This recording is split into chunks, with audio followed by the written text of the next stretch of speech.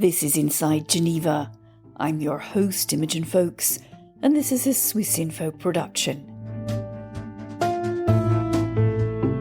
In today's programme. If we could release them all, we would do it as soon as possible. We could visit them, we would visit them. And at the same time, it takes place in an environment which is Gaza. Just moments ago, a convoy of the Red Cross bearing 13 Israelis and a number of foreigners crossed out of Gaza and into Egypt on the way to Israel. People tend to believe that we can do things. We can't. I mean, we have no army. We have no weapons. The International Red Cross has reportedly asked Hamas to allow the organization to provide critical aid to Israeli hostages. Khan Yunis in southern Gaza. Palestinians have been seeking safety here. The level of bombardments and the deprivation of food and water and medicines, that's made that situation as desperate as I've ever seen. Israel's merciless siege of Gaza is now pushing those inside over the brink. I could objectively see that many attacks were indiscriminate and that the south was going to be battered just like the north, and safe zones had nothing to do with legal or moral safety.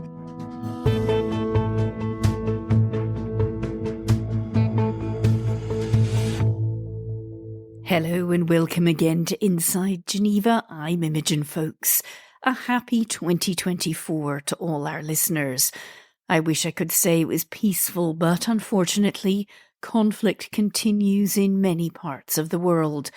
You'll have guessed from our introduction that today's programme is going to look again at the Middle East and at the increasingly challenging role of the humanitarian agencies.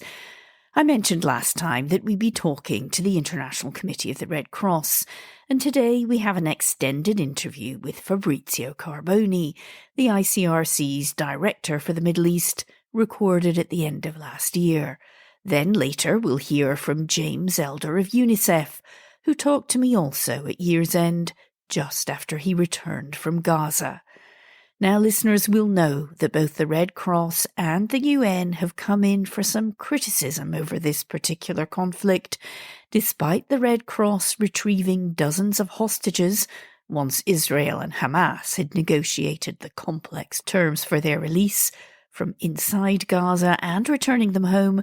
Some in Israel have asked why the ICRC hasn't done more. Meanwhile, UN aid agencies like UNICEF have been variously accused of not doing enough, exaggerating the crisis in Gaza, or of not paying enough attention to the suffering caused by Hamas's brutal attack on Israel. So, here on Inside Geneva, I thought I would put some of those points to the aid agencies and give them a chance to explain their work, and as you will hear, explain how complex it can be in a bitter conflict like this one, where opinions all around the world are so polarised. We'll start with Fabrizio Carboni, and just as context, the ICRC has worked in Israel and the occupied territories for decades, so it knows the region and this long conflict very well. Fabrizio begins by describing his work immediately after the attacks on October 7th. If I look at the first days of this conflict, it was just, I've never experienced this intensity, the permanent state of emergency, the chaos. You know, after a couple of hours, we knew what would happen. We knew that there would be a military reaction. We thought about the people who were taken hostages. We knew that, you know, our colleagues in Gaza would be impacted by this conflict. And this is probably one of the sad things, is that all the things which are happening now, we knew it after a couple of hours, after this awful attack in Israel. There's been a lot of focus on the ICRC. Could you explain to people kind of exactly what you do in an operation like this? Because a lot of people have asked me, nobody is quite clear exactly kind of how it works. I think the ICRC does a lot of things, situation of conflict, and we do the traditional humanitarian work, you know, providing assistance, medical help, water, I mean the classic. And then there is really something very specific to the ICRC, which is our capacity to build a relationship of trust with all parties into a conflict. And this relationship of trust is based on the fact that we don't need to like them. We don't need to agree with them. We just need to agree that we're here only for a humanitarian objective, and often a very humble humanitarian objective. And that we will be in this environment neutral. We won't comment on the political situation. We won't take side on the reason why people are fighting. Do they have the right or not to use force? We won't go into this. And so we build this relationship, this trust. And that's what allows us, when there is a release of hostages, to be on the battlefield, to get out in the middle of the night, go to a secret place, receive hostages, and at the same time make sure that hundreds of kilometers from there, the same thing happens pretty much at the same time, and in this case with Palestinian detainees. So I would say on one hand, it's something which from the outside might look as logistic, but actually to do that with parties who don't trust each other, who actually want to kill each other, in a battlefield, in situation of conflict, and be this third party, all party trust, this is extremely difficult. You don't do that overnight. You build this, and you build this through your action. It's not enough to speak or to communicate. And I really understand that from the outside, it's on one hand not enough. But once you know the inside, once you know how difficult it is, you really value this very humble but complex and difficult work, which is the work of a neutral intermediary in a situation of extremely polarized conflict. There's been some criticism, particularly from Israel, that you didn't or couldn't actually visit these hostages. Yeah. Look, when families are telling us this, I really take it. I really take it. I understand. ICRC, Red Cross, we have a history, we're present in many conflicts, we have staff doing unbelievable job all around the world. And in this kind of situation where it's sometimes desperate, we probably, to some extent, victim of our image, victim of a sort of success, and people tend to believe that we can do things. We can't.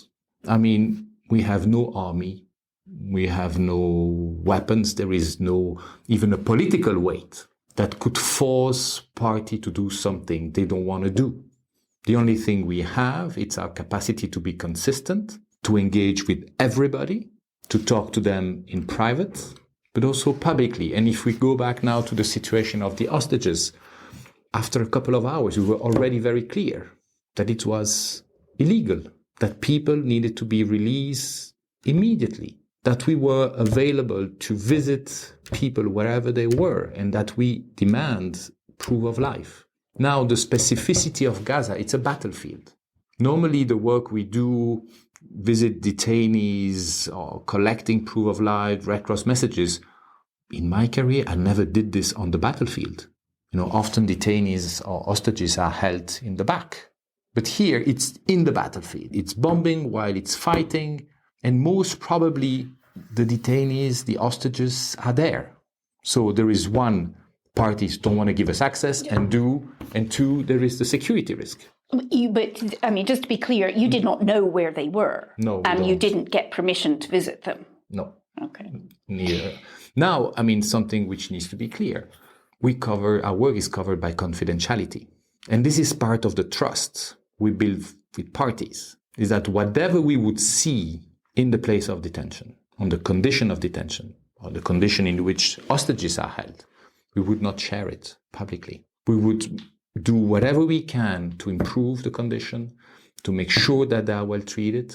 We will demand that the hostages or detainees all around the world are allowed to write messages to their loved ones, but we would not share what we see. Because if we do that, we simply don't have access. And it's a catch-22.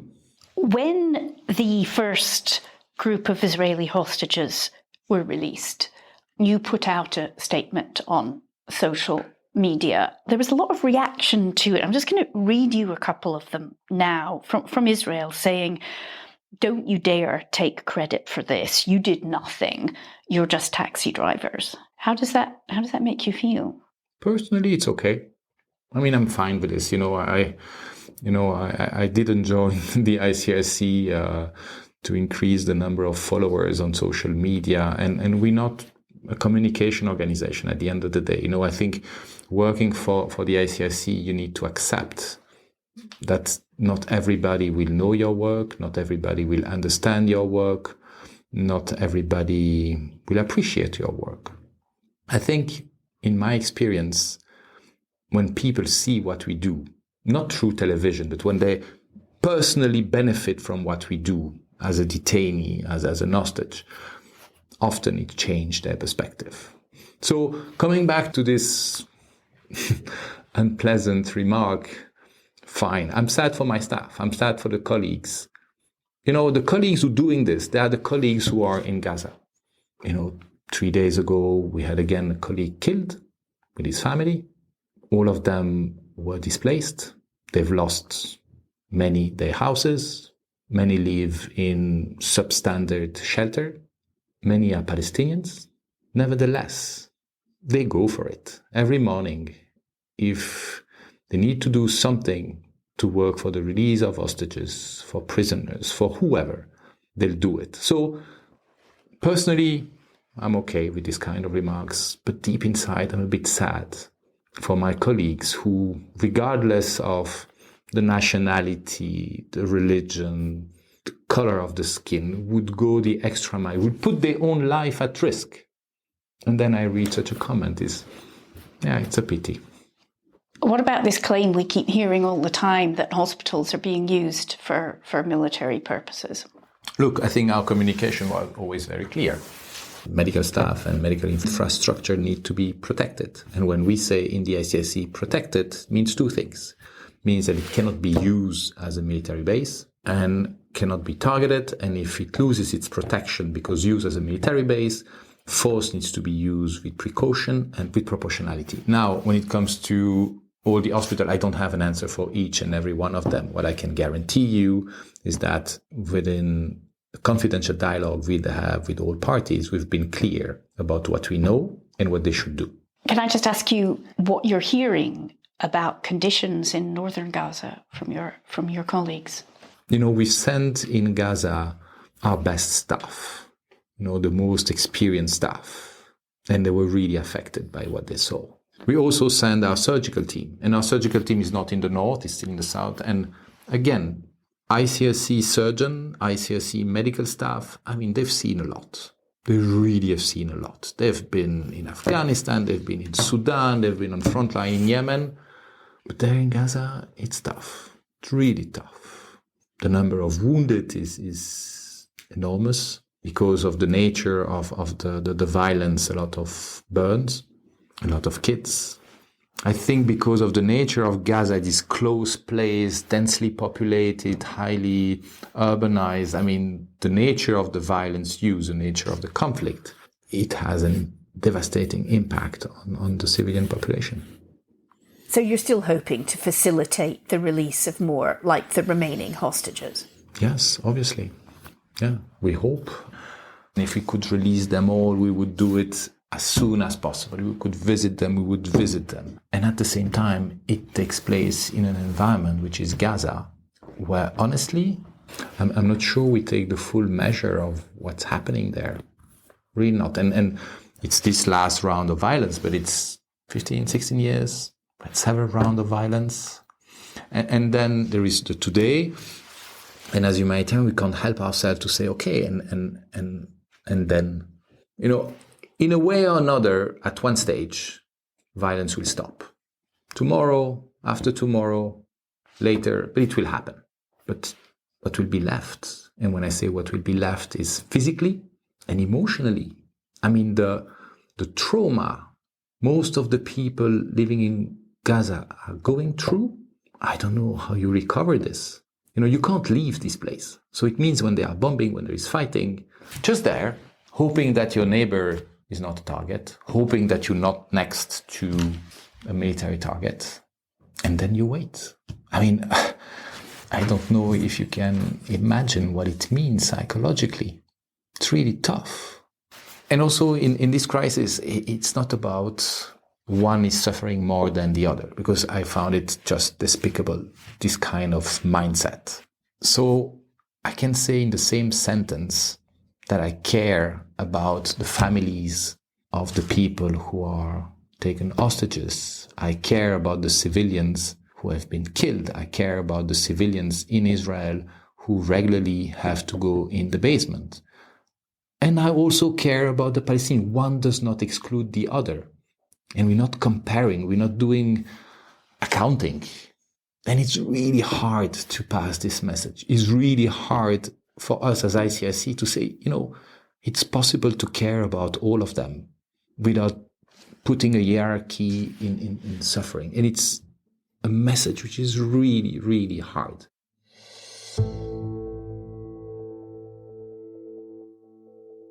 Fabrizio Carboni there, the ICRC's Director for the Middle East, reminding us that there is no hierarchy of human suffering, a thought that is, I'm sure, hard to hold on to when you have lost a loved one or a home or both, but still a thought we should perhaps keep in mind. Now, while the ICRC was quietly and carefully bringing Israeli hostages out of Gaza, UN aid agencies were trying, as they do in all conflict zones, to alleviate the suffering of civilians, children above all. James Elder of UNICEF travelled to Gaza in December during that short ceasefire to assess needs and to try to draw the world's attention to the plight of children. This is what he told me. I've never been somewhere where every single person had a story of a loved one being killed, had a story of their daughter now being in hospital, had a story of the family home being destroyed. All bad stories. I'm sorry. Immense resilience. People got sick of being called resilient. They just wanted a life.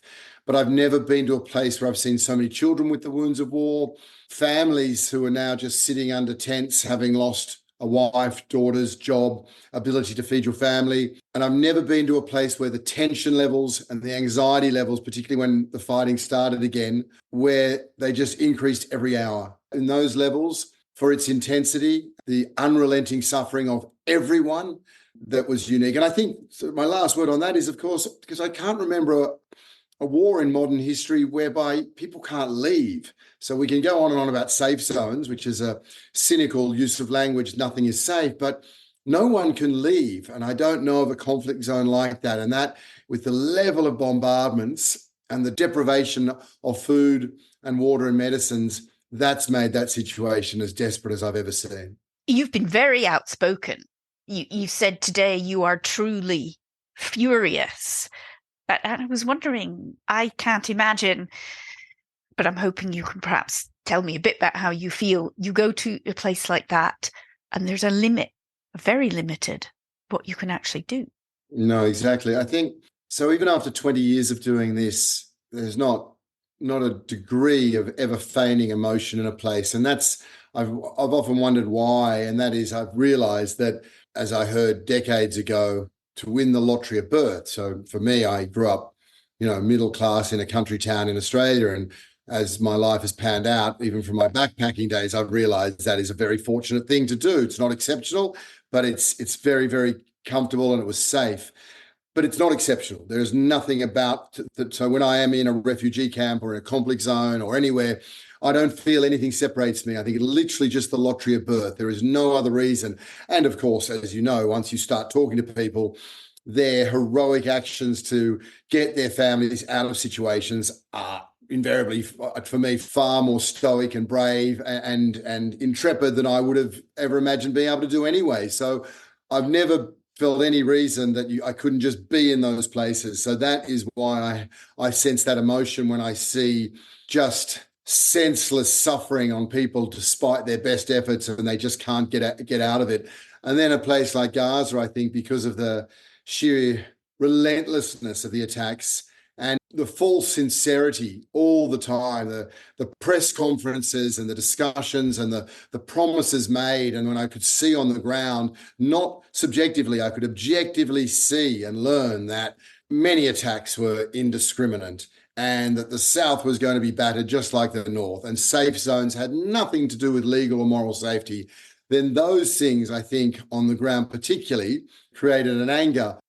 Aid agencies, though, have come in for quite a lot of criticism for being so outspoken. I mean, you hear certainly from some sections in Israel that their suffering is being neglected and all the focus is on Gaza.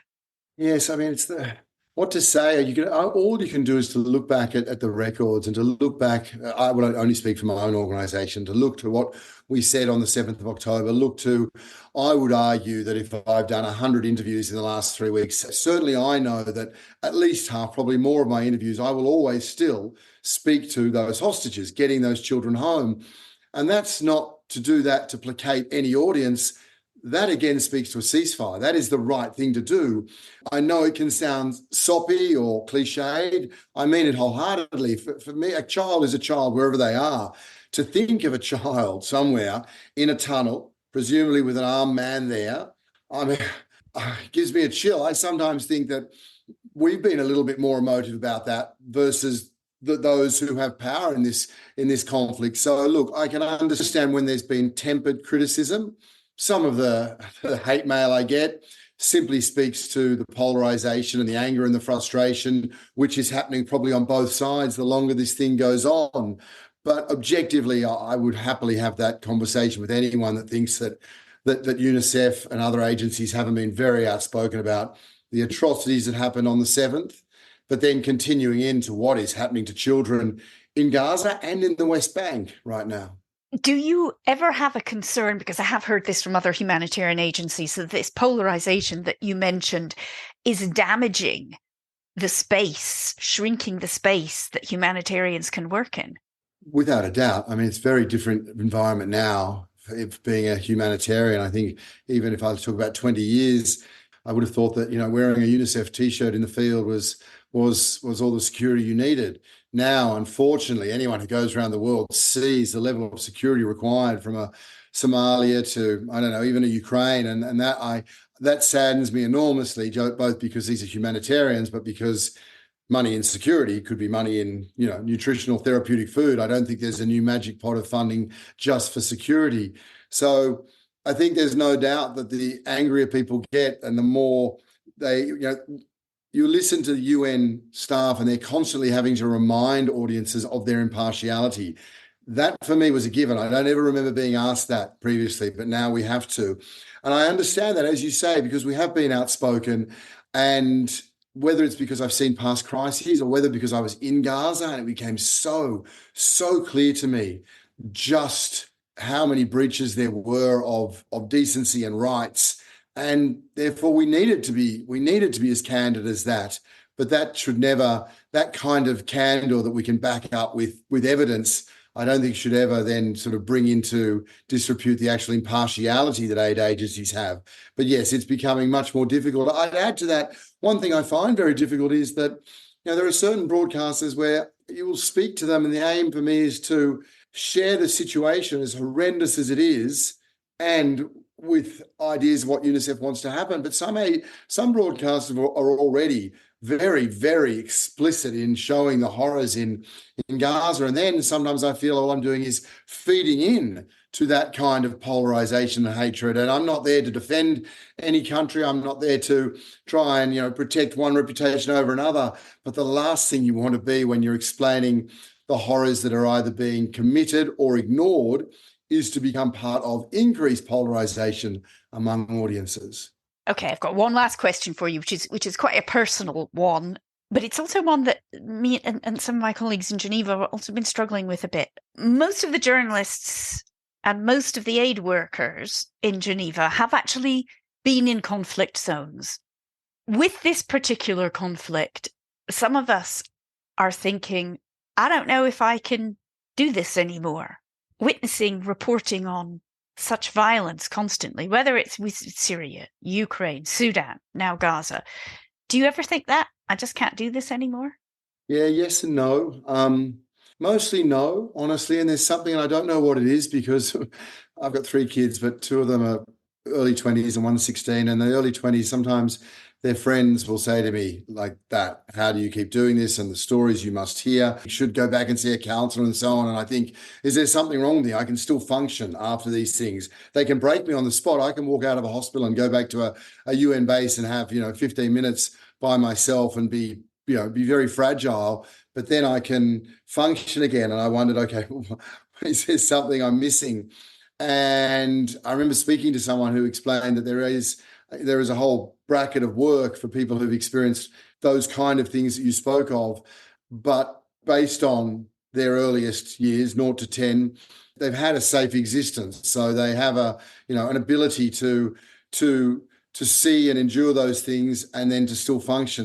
I'm only doing this work now because I still truly believe, and as I say, mostly the work we do around grave violations falls on deaf ears. But that is something I still find very, very important to try and reinforce the rights-based approach to these things. It seems to drop off the radar. But then I also know that a large part of the work is to speak about what UNICEF does and how well they do it and why they need money. As journalists will tell you, the most engaging part of being on the ground is actually getting to understand a place. And I've always found that in a single country, this job is different, it's global, but in a single country, quite a privilege to try and get under the carpet of a place and just meet, everyday people and try to really understand their country. I always felt very grateful to have that opportunity.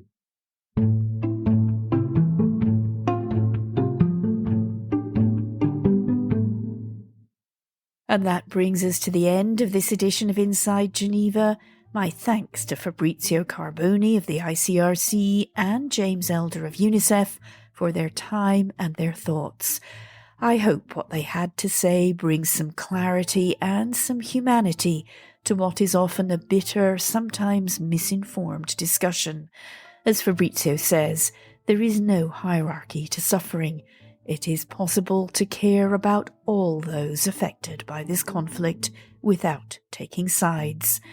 And as James Elder says, a child is a child wherever they come from, and children have a right to protection.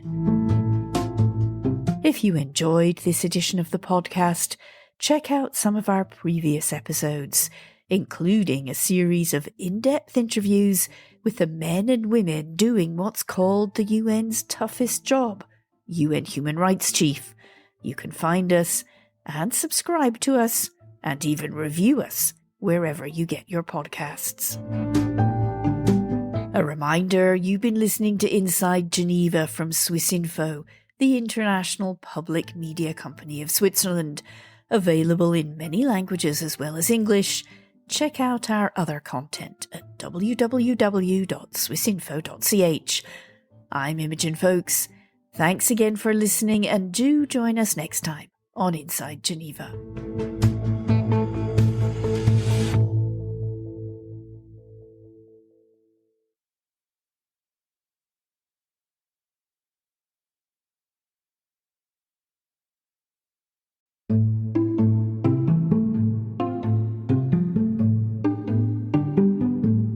If you enjoyed this episode of Inside Geneva, do take a listen to another of our most popular episodes, Aid Organizations and Racism. We are an incredibly diverse organization, as are most humanitarian organizations today. It has become a lot richer. It has become a lot closer to the beneficiaries. But our structures haven't changed. It's more difficult for me as an African to get into a position of leadership, a position of management, than it would for someone else. We hear how Geneva-based humanitarian agencies are soul-searching as they stand accused of institutional racism. What's behind the accusations and how are they being addressed?